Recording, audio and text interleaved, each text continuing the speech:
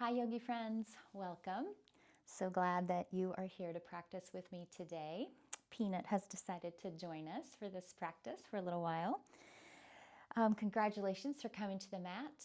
This is a good thing that you're doing for yourself to take this time to rejuvenate and restore. And today's practice is going to be a restorative one. So we're going to spend most of our time today low to the ground. And this is a great practice for when you happen to be recovering from anything, anything at all. I happen to be recovering from a slight head cold, so my apologies if I clear my throat throughout this practice today. I'll try to keep that to a minimum.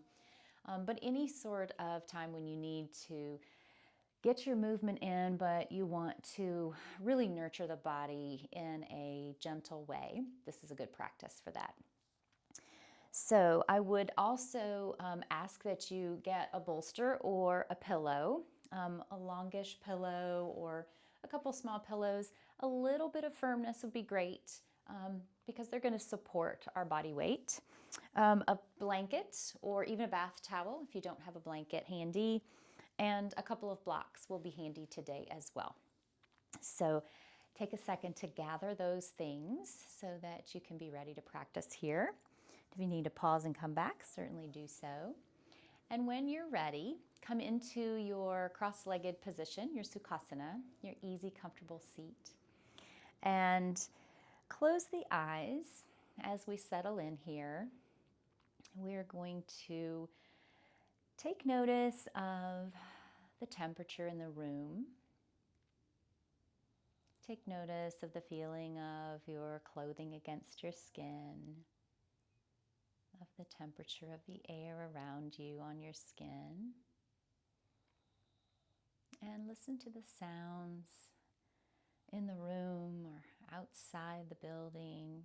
Just notice what you are sensing.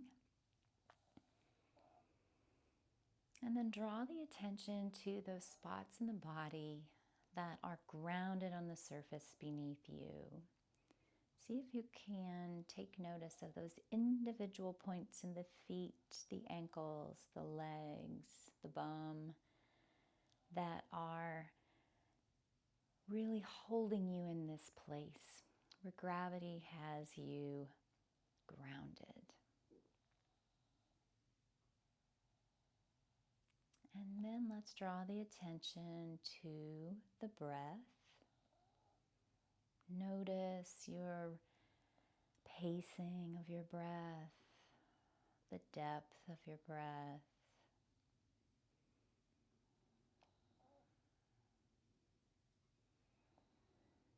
And let's take a couple full belly inhales here, really filling up the abdomen at the low belly, drawing that air all the way down in, and then filling up the lungs all the way up through the collarbone. And exhaling fully and completely, really drawing the navel toward the spine to press that exhale fully out. Let's do that again. Big full belly inhale. And a full and complete exhale. After this next inhale, let's chant Om once together to open our practice. And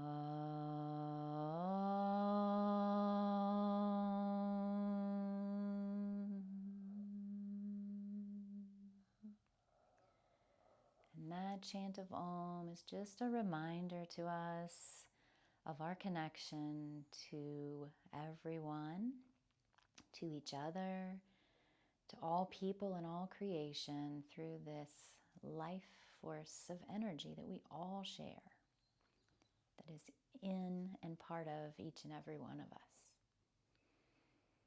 When you're ready, you can open the eyes slowly and gently. We're going to begin today with some warming up the body. So let's raise the arms up above the shoulders, allow space between the ears and shoulders here. And we're going to twist to one side, allowing the front hand to rest on the thigh or the knee, and the back hand right behind the bum, right behind that hip. Lengthen up on the inhale, glance over the back shoulder on the exhale, and hold here for a full breath cycle. And then let's raise the arms back up above the shoulders and we come back to center, and we're going to twist over to the other side. Again, think of lengthening up through the crown from the base of the spine all the way up on the inhale. And on the exhale, we glance over that back shoulder. Raising the hands up here, we don't want to be pressing ourselves into the twist. We just want to use the torso muscles to hold us there. And as we come back to center, let's raise those arms back up above the shoulders again, lowering the fingertips right in front of the front leg. Lengthen up through the crown, nice straight spine. Press those sits bones into the ground, and then walk the fingers forward as we bend from the hips, as if we're looking into an imaginary puddle or pond, just looking at the reflection there. And again, think of lengthening through the crown, pressing the sits bones back into the mat. This will probably provide some sensation in the hips. And if after you've been here for a few seconds, you want to move the fingertips forward just slightly, maybe 1 inch, and allow the bend forward from the hips to come just slightly further, you can do so if that feels good in your body today, but make sure and listen to the sensations and the messages from your body. And only go to your edge. We don't want any pain. A little discomfort is okay, but no pain. You'll know the difference. Press back up with the fingertips to seated. And then we're going to switch legs. So sorry, Peanut. So sorry, Peanut. I have to move, buddy.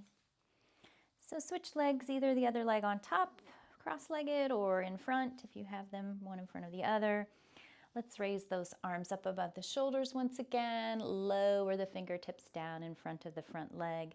Lengthen up through the crown. Press the sits bones back and down as we bend from the hips and lean forward just slightly. Walking the fingertips to your edge.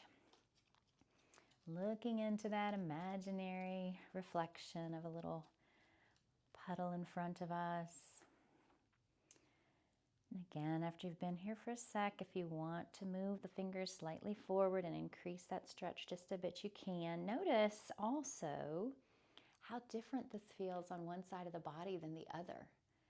Where are you feeling it here versus when we had the other leg in front or on top? For me, it's really different, one side of the body than the other. Let's use the fingertips to press ourselves back up. And from here, we're going to tilt the chin down to the chest and hold there just a minute, noticing where we feel this in the back of the neck and the shoulders. Then we're going to tilt one ear over to one shoulder very gently and slowly so that we don't cause any pain in the neck. Notice where this feels good for you and where it might be a little uncomfortable. You may want to rock the head just gently forward and back. And then let's bring the chin back down to the chest and take the opposite ear to the opposite shoulder. And again, notice how this feels. One side of the neck may be a lot more mobile than the other. And let's do the little rock here, forward and back very gently if that feels good for you, keeping the spine tall from the base of the neck down to the tailbone.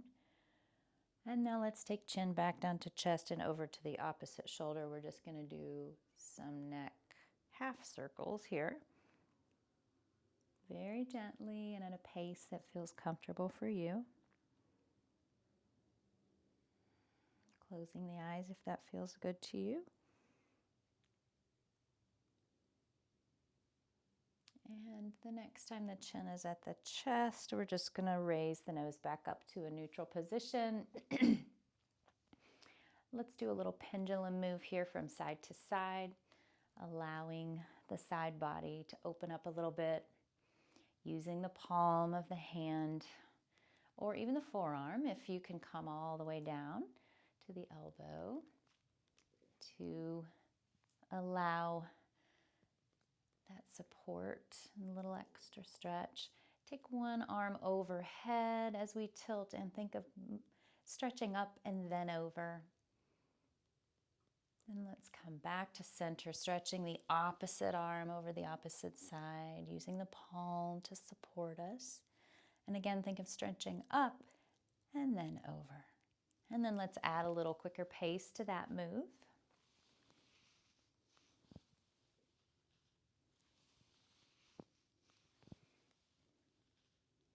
And then let's come back to center. Raise the arms so that the elbows are at 90 degrees, these kind of goalpost or cactus arms. We're going to raise the elbows and the hands up so that the hands cross over one another. And then as we bring the elbows down closer to the ribs, we're also going to pull the elbows, shoulders, and hands back a bit. So it's almost as if we're pinching something between the shoulder blades and behind us. And then as we raise the arms up, they come back to cross the hands. Lowering arms down, opening up. Almost imagine if you're a bird, opening the wings. You know how you see birds do those mating dances and they open the wings up wide to show all of their colors beneath the wings. That's what we're doing as we lower the elbows down toward the ribs, opening the arms up. So we're really creating a lot of opening in the front of the body here. One more time, hands crossing one another. Elbows down, opening up the front body as we pull the elbows, shoulders, and hands back a bit. And let's come back to neutral with those goalpost arms, and we'll lower the hands down. Let's lengthen one leg out. We're going to keep one knee bent and have the sole of the foot right inside the thigh, heels very close to the groin. And the toes on the extended leg, when you have them facing right up to the ceiling, let's raise the arms up above shoulders. Turn the torso to face those upturned toes. Bend from the hips toward the toes. Think of the nose reaching toward the toes.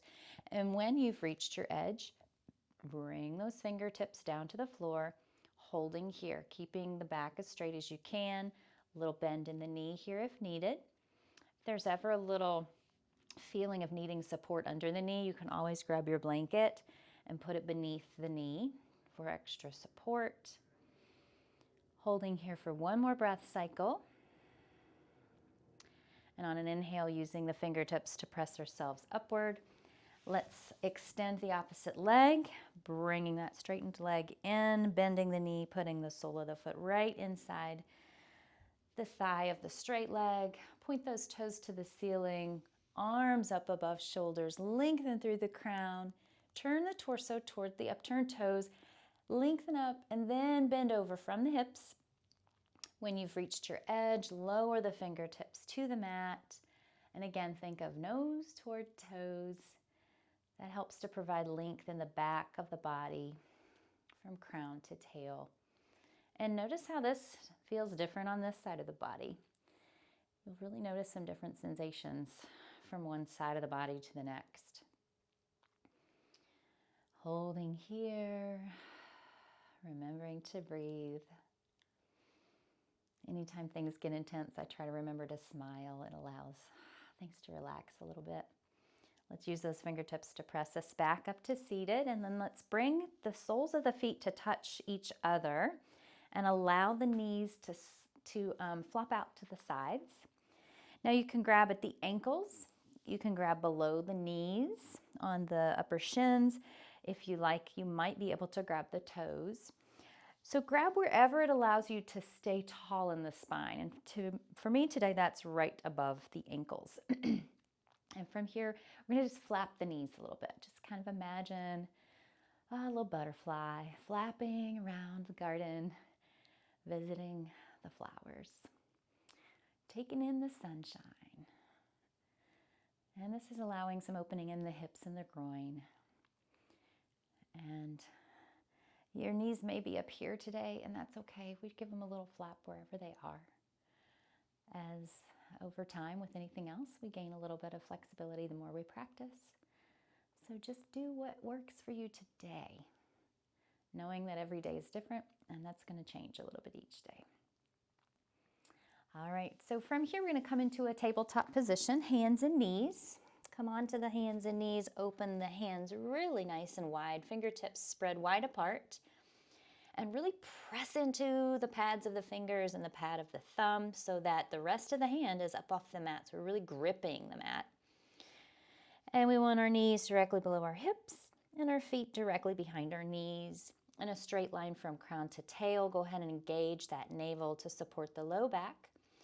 On an inhale, drop the belly down as you raise the crown and the tail toward the sky. And just hold here for a minute. If it feels good for your body, you might rock the body weight just slightly forward and back on the hands and knees. And notice how that changes this stretch. As you come back into a neutral position, let's come to a cat pose. So we curve the spine up toward the ceiling. We really draw the navel toward the spine, pressing into the base of the palms, the knees and tops of the feet so that we can really get a stretch in the back, and then draw that belly button up as close to the spine as you can get it. If you want to do that little rock forward and back here, you can. On an inhale, drop the belly down into our cow pose. And on an exhale, cat pose as we curve toward the sky with the spine. Inhale, drop the belly. Exhale, cat. Inhale, cow. And exhale, cat. And then we'll come back to neutral. And once we get into this neutral spine, we're going to walk the knees back just a bit. We're going to come onto the forearms, and we want our elbows directly under our shoulders and the hands directly out in front of the elbows. And you get to decide whether you want to walk the knees back a little further or not. I'm going to take off my glasses because that allows me to really let the forehead rest on the mat. And if you have tight shoulders, you may want to take your block and put it down on its lowest setting to rest your forehead on your block. This is a puppy pose, and if you're able to bring the forehead all the way down to the mat, then do so. The arms are extended from shoulder to fingertips, so they're pretty straight. The forehead's resting on the mat or the block. You're going to feel some stretching here in the shoulders, in the upper back. And you want to really let the belly just drop. It's coming close to the thighs, most likely, and tilt the pelvis toward the sky. Now, if you need to move the knees and want to move them forward or back here to adjust, just raise the head up slightly to do that, using the arms to support you. And really relaxing into this here, really feeling this stretch in the shoulders. If you have shoulder issues, I would just ask you to not come deeply into this pose. If you have shoulder issues, you may even just want to bring the top of the forehead, the hairline, to rest on the mat and not straighten the arms as much. That will really lessen the intensity here if you have any shoulder injuries or anything like that. Now let's come back up onto the forearms from wherever you are in puppy posture. We're going to lengthen the legs out behind us, straight out from the hips, and you're going to need to probably readjust the forearms a little bit so that the elbows are again directly under the shoulders. And we're going to really press into the pubic bone, engage the glutes, press into the elbows, lengthen out through the crown. Now we're in a Sphinx pose, and we're allowing a lot of space between the shoulders and the ears here. And the reason we want to engage the glutes, press into the pubic bone, is because we want to protect that low back. If you feel any pinching or any pain in the low back, then lower the gaze toward the mat. Do not raise the neck up quite as much to gaze forward because we definitely don't want to cause any strain or any pain in that low back. And from here, we're going to bring the hands together to make a little triangle between the fingers and the thumb. And then we're going to open the elbows out so that we can lower the face down to rest the forehead in that little triangle that we just made. And take a full breath cycle here in this relaxed position on the tummy.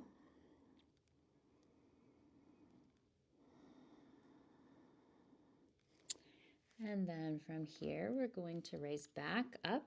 Now I'm going to grab my specs. I'm going to raise back up to a tabletop again.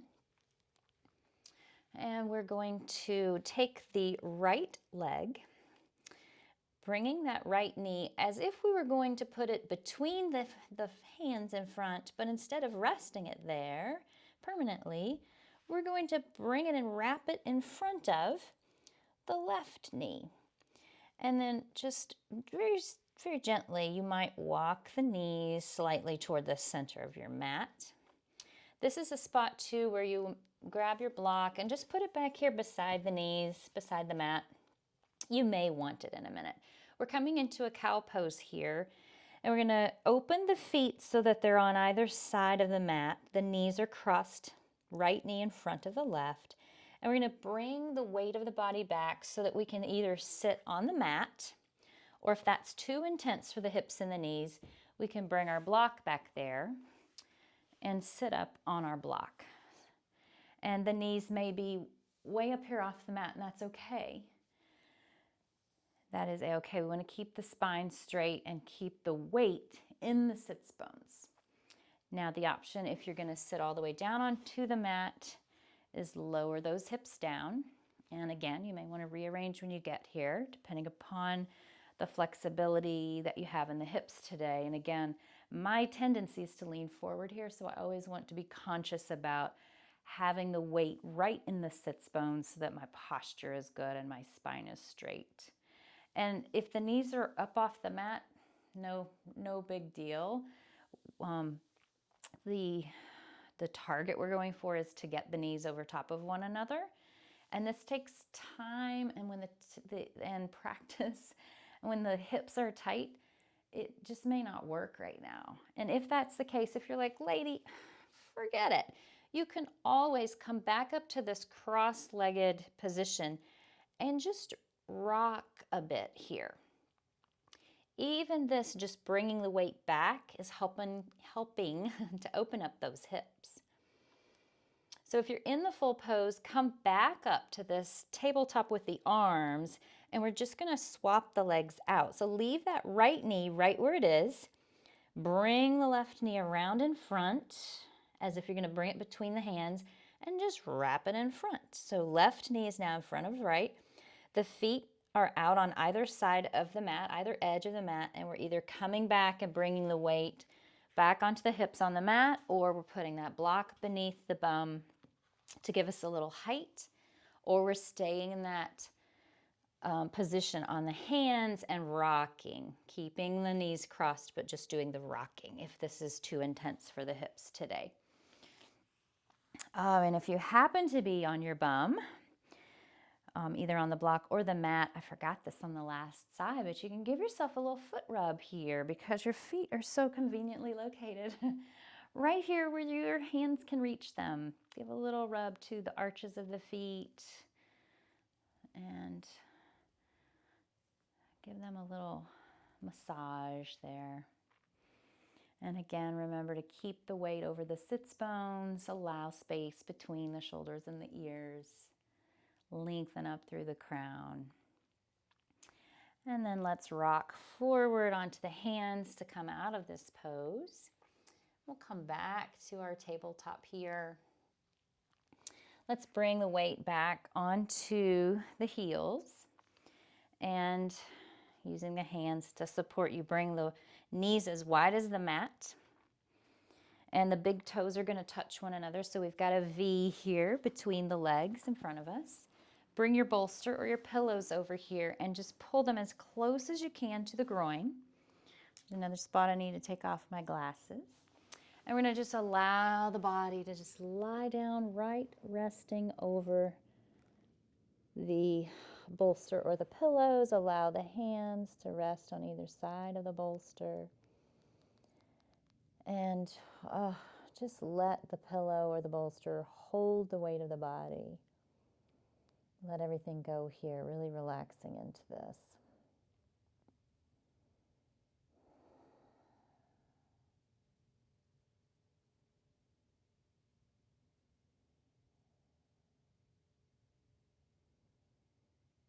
And we want to give equal time to both sides of the neck. So turn the face to rest on the opposite side of the head.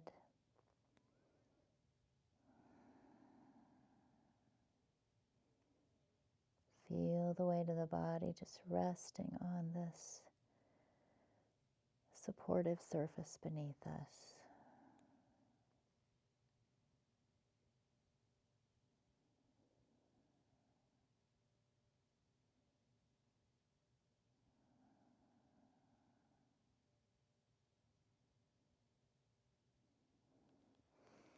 And to come up, we're going to press into the hands to lift us up off the bolster. And then we're going to move that bolster over to the side. And from here, we are going to come forward on your mat a bit, lengthen those legs right out in front of you in your Dandasana. Maybe move the fleshy part of the bottom from side to side to get right on the sits bones. Point those toes toward the ceiling, lift up through the spine from tail to crown. Lift the hands up above the shoulders. Really lengthen up through the crown. Bend from the knees toward the toes. Bending nose toward toes and bringing the hands down to either side of the legs. When you reach your edge, again, allow some bend in the knees here if needed. Notice where you feel this most today. And if you want to try to reach the nose slightly closer to the toes, you can, if that feels good for your body. Then let's raise back up using fingertips to support us on our way back up. From here, let's lie down flat on the back. We're going to do a twisted root. So bring the soles of the feet to rest on the mat, knees bent toward the ceiling. Lift the left knee up, cross it over, lift the right knee up. Cross it over the left, so we've got these crossed knees once again. If it works for your body, you might even cross that right ankle around the left ankle. Your right knee is on top here, so we're going to tip the knees over toward the ground on the left, rolling onto the outside of the left hip. You can extend the arms out on either side, and you can glance over toward that right hand, opposite direction that the knees are tilted. Just holding here, noticing where you feel this in the body, lower back, hips, legs, torso. Where does it present some sensation for you today? Let's roll back to center. We're going to swap out the legs. So unravel the legs. Place the left knee on top of the right. Now on this side of the body, you may or may not be able to wrap the ankles if you did it on the other side. Everything's different on each side of the body. So now the left leg is on top, so we're going to tilt over toward the right, coming up onto the outer edge of that right hip. You may notice that if it's intense in that low back, you can always unravel the ankles. You can move the feet a little further away from the body. Just notice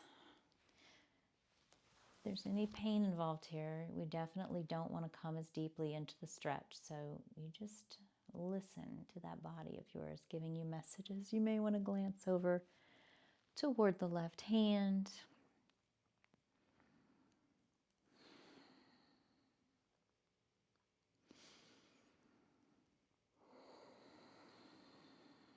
Remembering to breathe and to settle into this pose. Let's come back to center again. And from here, we're going to bring the Knees toward the chest, give them a little hug, rocking from side to side very gently and slowly on that low back, giving it a little massage. Coming to stillness here in the center. Let's place the hands on the kneecaps and then pull the knees away from the chest just far enough so that the arms are straight and the hands are on top of the kneecaps.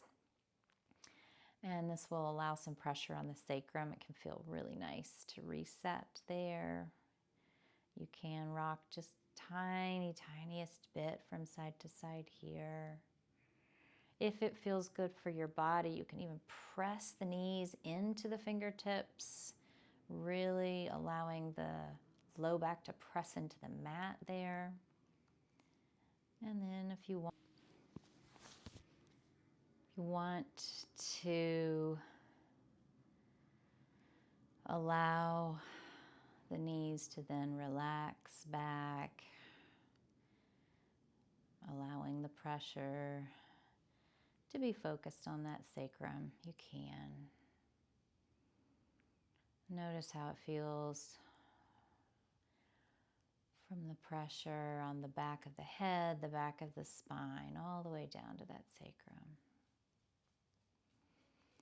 Let's allow the knees to gently come to rest on the mat here. And we're going to let the knees fall to one side. And then come back to center, let them fall to the other side. And just do this sort of windshield wiper move from side to side a few times at the pace that feels best for you and your body.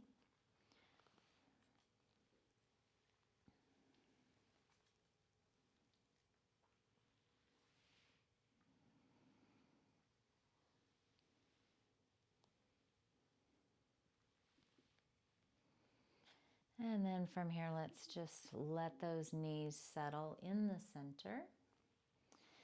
Roll over to one side, and we're going to press up, and we're going to grab our bolster again and come into a supported fish pose. And that means bringing that bolster long ways, or that pillow long ways, so that the short edge is right behind the low back, right behind the bum. And then we're going to outstretch the legs directly in front. And we're going to lie back onto the bolster. Just let the whole back lie on the bolster and adjust where your back meets the bolster. If you need to move the hips just slightly forward so that there's no discomfort in the low back there. We don't want to even have discomfort here in the low back. We want it to feel supported and relaxed. And then you can open the arms, let the feet flop out to the sides, and notice the opening in the chest, the pecs, maybe even an opening in the throat.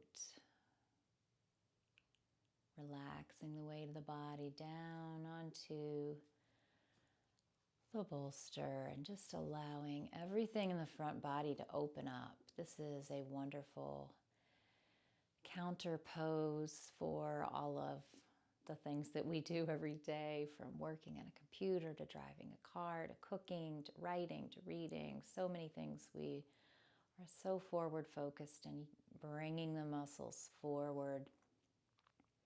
And this is allowing all of those muscles to counteract those activities and open up in an opposite direction.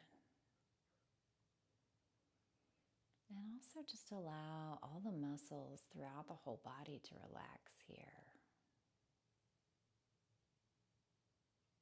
I'm going to be here for a couple of minutes, just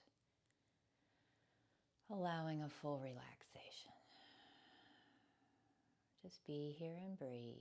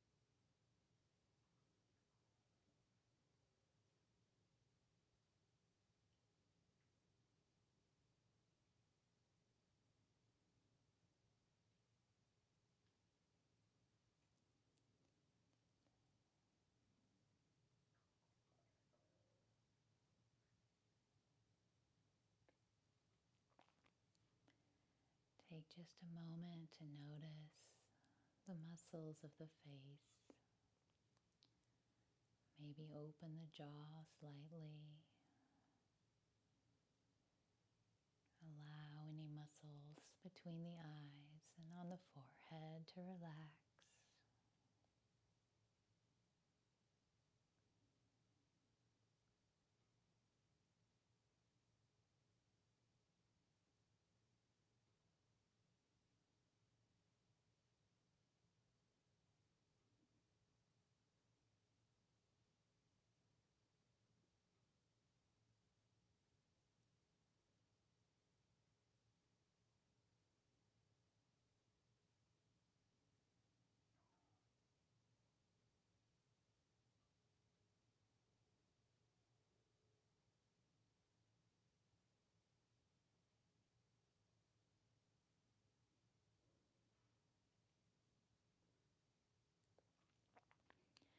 Let's bring a little movement to the toes and the fingers. Maybe make some circles with the wrists.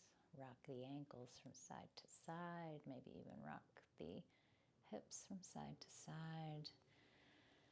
You may want to take a full body stretch, lifting the arms up above the shoulders. Really lengthen here. And then bring arms back down to either side. And to come off of the bolster, we're just going to roll over to one side to roll off the bolster. And then press yourself back up to seated with your hands coming into that Sukhasana, that easy seat. And noticing how it feels to sit in this position now versus when we first came to practice. Allowing the palms to face the sky. Bring attention again to the room about you. Any sounds that you hear. Notice those grounded places on your mat. Notice if there's been any shift in the pacing of your breathing. Or any shift in your state of mind since we first started practicing together today.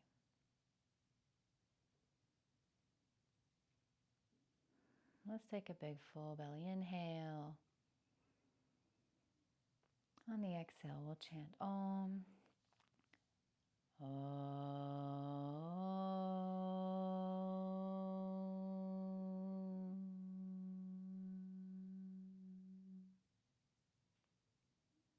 Bring the hands together at prayer position at the heart space. Let's lift the hands so the thumbs rest on the forehead. May we have peace in our thoughts.